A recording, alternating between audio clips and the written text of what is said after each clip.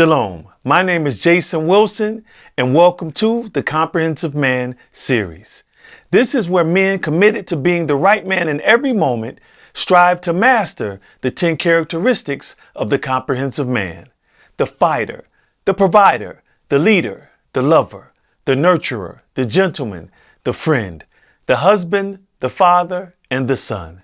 Join me as we rediscover what it truly means to be authentically human and rise to become the man the moment demands. Today, my good brother Marc Spight has joined us to share his journey through one of the 10 characteristics of the comprehensive man.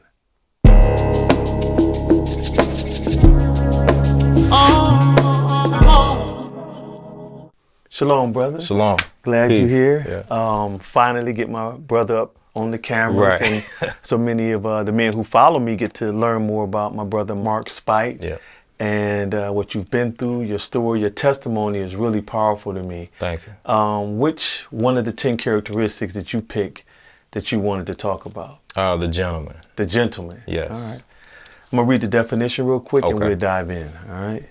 The gentleman exudes respect for others and himself through deliberate and appropriate etiquette without compromising his values. Why did you pick the gentleman? Like, I thought it would be the father, the husband, maybe even the fighter, from what I know about you. What made you pick the gentleman? I think for me, growing up, I was taught to be polite. My mother taught me to open up the door for ladies at the grocery store, or, you know, I would open up the door for her.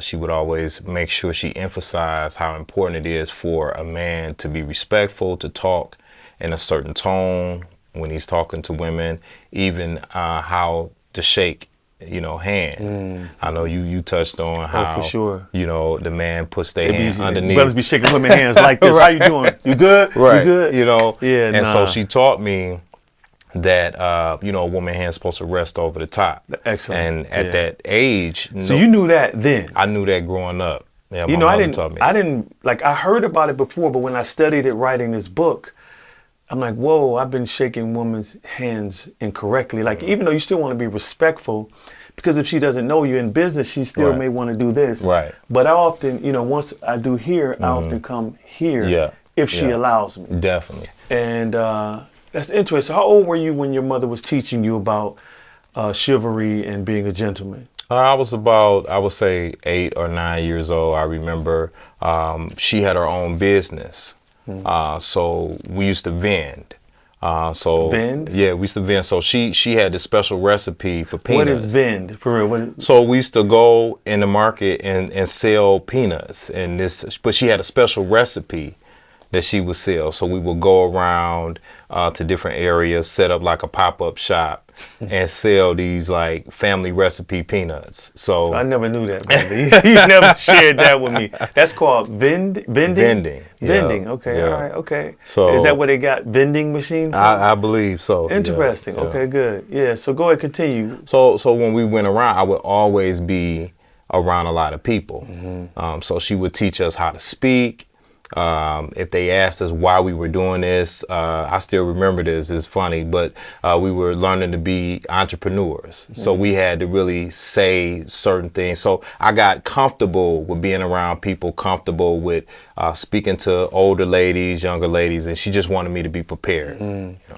Now, were you always as fly as you are? Like, so everyone, just want to let you know, I've never seen this brother wear the same outfit yet. Like, never. So, I mean, have you always been like dressing the way you do, clean, casual, everything coordinated? I mean, has this always been Marc Spight? Well, I would say my grandfather was a tailor at Crowley's downtown Yeah, I remember in Crowley's, Detroit. yeah. Yep. Yes, so, so he was very into fashion. You know, tailor. He would tailor make suits for my father, my aunts, And I don't know, maybe it was just in the blood that, you know, he always made sure I had a clean white shirt. You know, I had to learn how to iron my pants, had to learn how to do laundry at an early age. Just the importance to detail was always important to me. Good. But it was a time where, you know, I had my tall tees, you know, or my baggy jeans, you know, back in the 90s and my Timbs and stuff. So, but I always knew the importance of keeping things clean and making sure every time I step out, I'm presentable. So, you East Side? No, East or West Side? I'm from Highland Park. Highland Park, okay. So growing up in Highland Park, HP, was it well received that you were like a gentleman, kind in that community? Or did you know, did the young brothers at that time, did they try to test you, clown you for being kind to women and seniors, etc.? Well, I think it came across as, for some, you know, men that don't understand what that's about, don't understand, open up a door for a woman, you know, they would say, well, you know, you weak, or, you know, everybody wanted to be a player. So, you know, you're not a player, or you're not this, or you're not that, because I chose to be respectful. I chose to say, yes, sir, no, ma'am. You know, they thought I was soft. But, you know, they didn't know, like, you know, growing up, you know, I was into, you know, the streets. You know, I got shot when I was 15. So I knew about that life. But I just chose to conduct myself in a different way. What's interesting, we were talking briefly before we started recording about how this culture misconstrues being tough or gangster with the way you dress. So they'll see someone like you and think you will be an easy target. And the way we grew up, the brothers who were the cleanest were the most dangerous. The brothers who were the most kind, gentlemen, carry the groceries for a woman walking to a car, especially the elderly. They were the most dangerous men I ever known in my life. And, you know, I mean, look at the gangsters, you know, from John Gotti to Mafia, you name it. They all were clean and very detailed. And so in my book, The Man, the Moment, the Man, for those of you who have it and those of you who don't, this is the gentleman chapter. And I talk about attention to detail in one part where I had a meeting with a general contractor. And I love even right now, even how you're coordinated, everything is detailed, even how you work here. And I really admire that. And so many of our young boys, which we need to touch on as well, the dining etiquette and grooming etiquette that we facilitate, they need to see what it's like to truly cross the T and dot the I in life, you know. And I share here, I had arranged to meet a general contractor for breakfast, hoping to secure a contract after showing him my ceramic and marble tile portfolio. Just as I had finished cutting the pancakes, I realized that I hadn't washed my hands. I excused myself to use the restroom. When I returned, I reached for my portfolio, but the contractor smiled. He extended his hand and said, I don't need to see your work. You got the job. So, you know, I'm like, my man, every meeting I have to sell a job, everyone wants to see the before and after pictures. There were no iPhones or anything back then or iPads, so all we had was a leather portfolio with pictures printed and put into this portfolio. And so, of course, I was taken aback, like, how are you going to give me this $20,000 job without seeing my work? Unbeknownst to me, I'd already cut my pancakes, but the way I had cut the pancakes, which was unique, it was unique to him, and it became a subconscious habit to me. They were symmetrically cut like a pie chart. And he said to me, because I asked him, I said, why are you going to just give me the job without looking at my portfolio?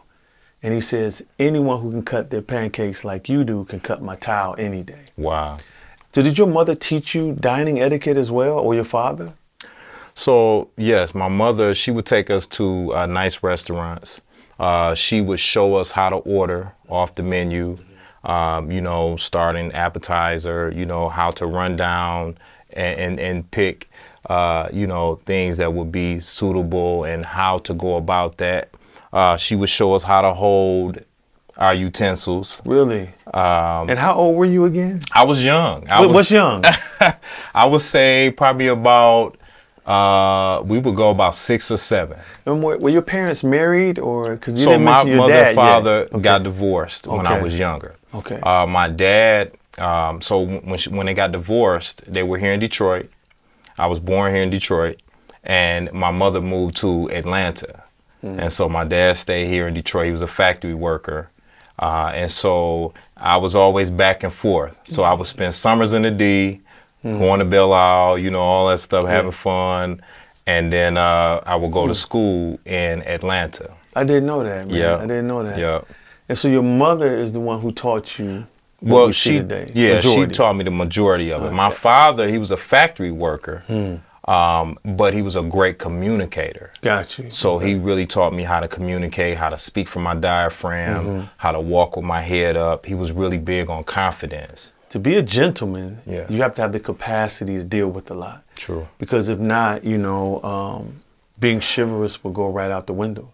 You're having a bad day and you haven't took a moment to what I call the 4 R's, reflect, release, reset, and rest. Yeah. You haven't done that and you're upset. You're not going to hold the door open for a woman. You're not going to help an elderly person who's struggling with their groceries because you stressed out. You got a lot on you, True. you know.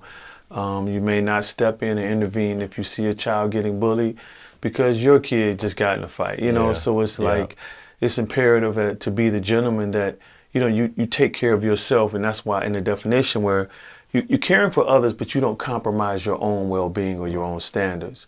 And I talked about in that chapter as well about being chivalrous. This generation believes that chivalry is pandering to women. And when I discovered that it was the code of medieval knights, they were the warriors of their day or the samurai of that day.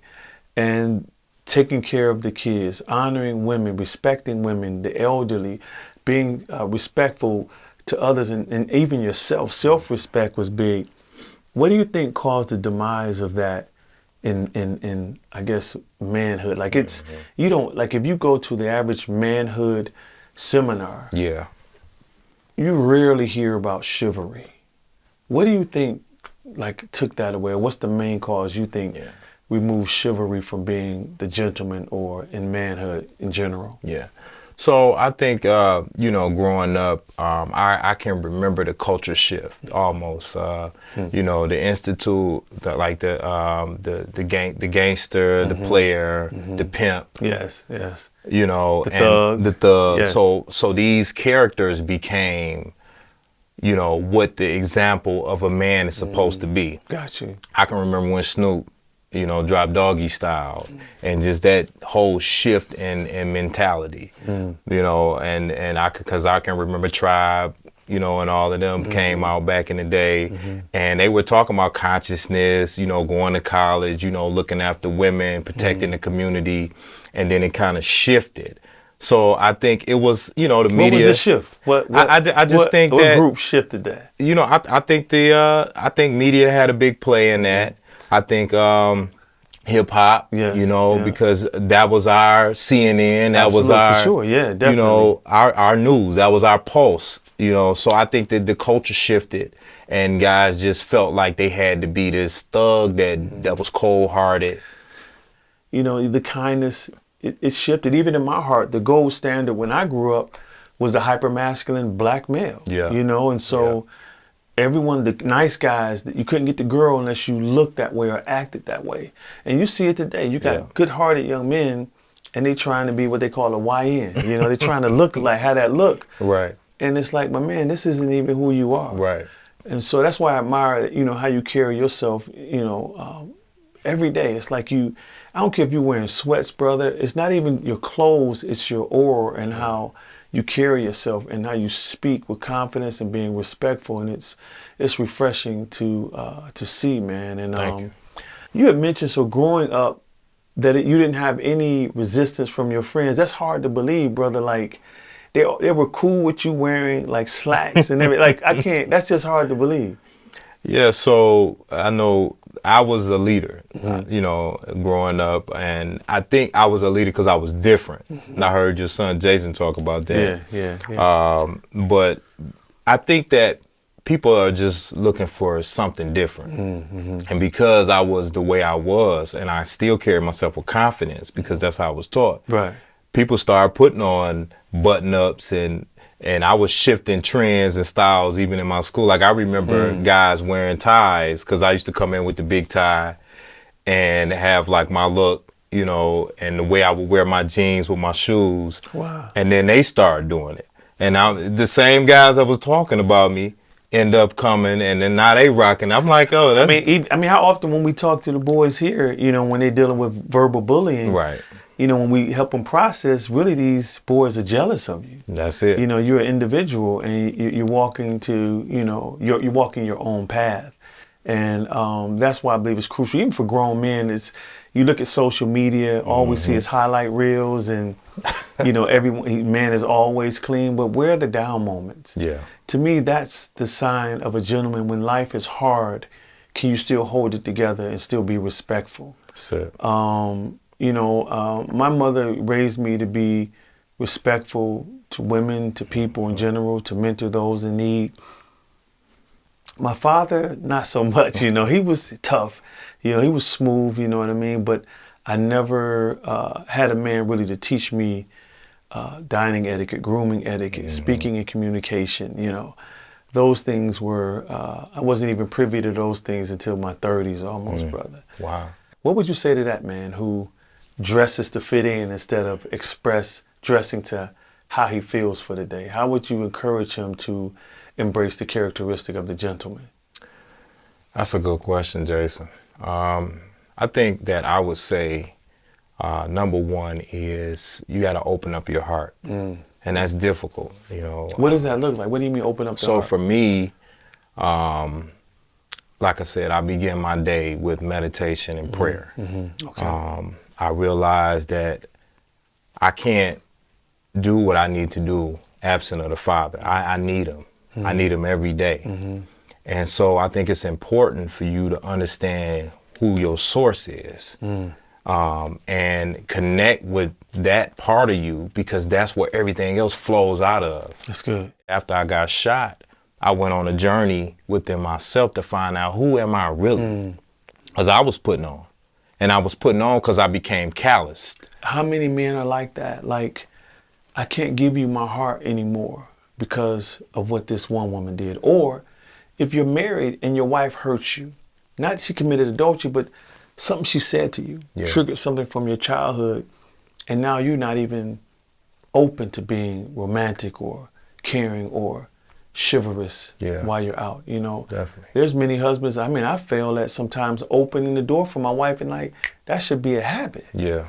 You know, and so I'm glad you said that, of course, you know, allowing yourself to take the journey through prayer and through meditation and asking the Most High to help you heal from what you've been through. But at the same time, the scriptures say that there is victory when there's abundance of counselors. Yeah, I was going to say that. You was going to say that to bring. So as that you've implemented like therapy and counseling to help you as well. So counseling was important for me, dealing with all of the trauma. But I didn't get that until I was an adult. You know, I didn't get counseling until I was in my 30s, and you know, think about all those years of, you know, going through the trauma of being shot, being in the streets, being in, you know, all kind of crazy relationships. You know, it was the same way. I just shut those emotions off and felt that this was a protection for me, you know.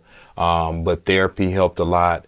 I heard somebody say that therapy, what they say, prayer is a weapon and therapy is a strategy on how to move forward. And that's what it helped me to really look at myself, look at the mirror, understand, because I think some trauma we don't even know we have because we live in an environment where everybody's dealing with compound Everyone trauma. has something. You know? Yeah, definitely. Well, thanks, brother. I appreciate your time. Love man. you, Jack. I love you too, man. Thank you.